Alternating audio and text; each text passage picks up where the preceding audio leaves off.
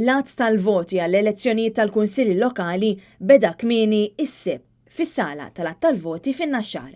34 mejda li rrappreżentaw 34 lokalità madwar Malta u Għawdex. Wara li nfetħu l-kaxxi tal-voti fil-lokalitajiet iż-żgħar mill-ewwel beda l-att u l-lokalità ta' San Lawrenz f'Għawdex kienet l-ewwel lokalità li tat riżultat mhux uffiċjali.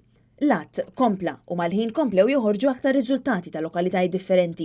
Mill-ewwel beda jirriżulta li l-Partit Nazzjonalista beda jaqta' d-distakk bin-nofs.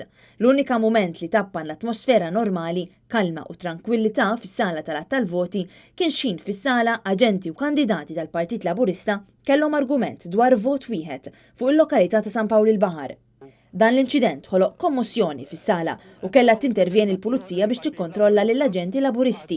Minn barra l-pulizija kellhom jintervjenu wkoll is-segretarju parlamentari Michael Falzon u Stefan Zrinzo Azzopardi biex jippruvaw jikkalmaw lill-aġenti laburisti. Quddiem din is-sitwazzjoni l-aġenti laburisti li kienu involuti f'dan l-inċident inħarġu barra mis-sala. Biss hekk kif inħarġu barra il-ġlied kompla fl-entratura tas-sala tal-att tal-voti fejn saħansitra l-pulizija deru jitħabtu biex jikkontrollaw is-sitwazzjoni.